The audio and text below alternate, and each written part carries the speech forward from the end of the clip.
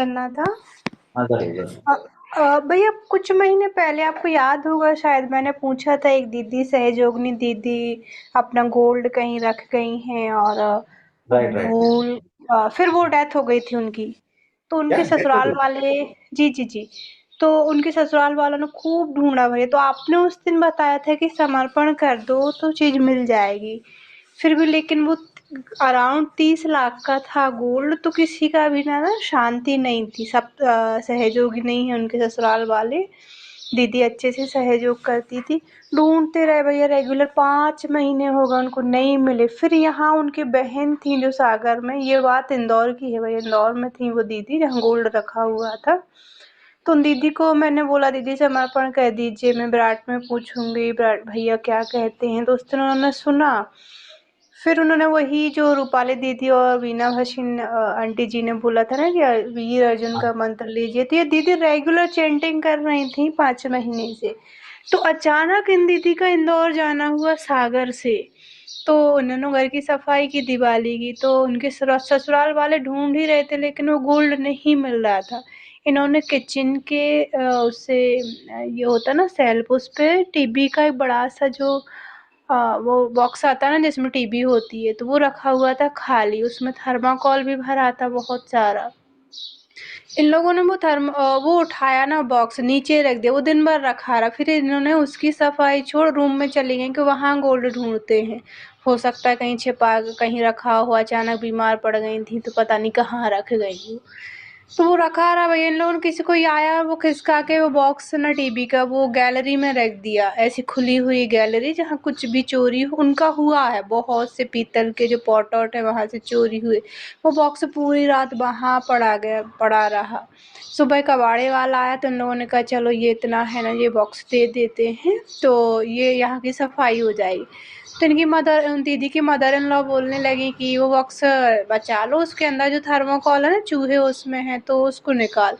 तो ये सब वो देने ही वाले थे भैया, और उसमें जब वो खाली किया ना थर्माकोल गिरा तो सारा गोल्ड मीन्स वो ओल्ड ज्वेलरी जो एकदम शुद्ध होती है, वो कहती हैं हम लोग की आंखें की फटी रह गई।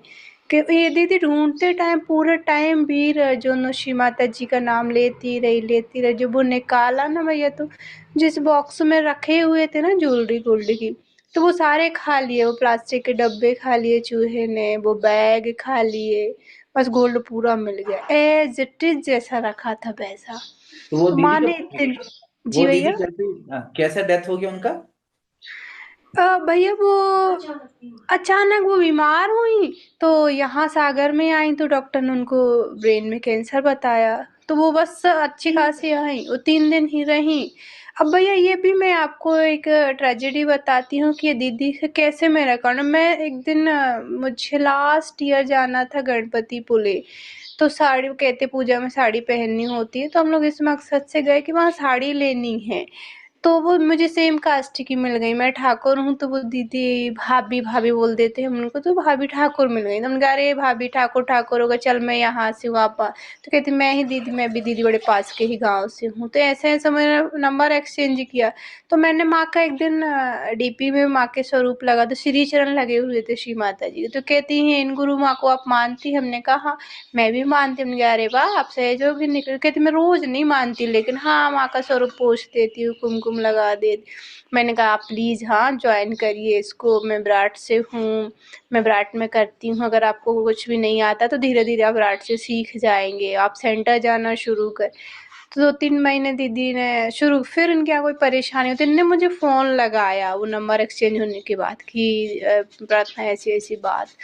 मैंने कहा भाभी हाँ, उसी दिन जब उनकी बहन बीमार हो गई हॉस्पिटल में एडमिट थी, तो मैंने कहा भाभी ऐसी ऐसी बात है, अब मैं क्या कर सकती हूँ, माँ पे ही समर्पित करना पड़ेगा। फिर ये मुझे रेगुलर कांटेक्ट में आई तो मैंने इनको बोला भाभी अभी आपको टफ लगेगा, अभी आप कुछ नहीं सीख पा रहे तो आप सिर्फ 820 का क्वेश्चन आंसर सुनिए 8 दिन। सहयोग क्या है, कैसे अपने अंदर प्रभावित होना आप सीख जाएंगे।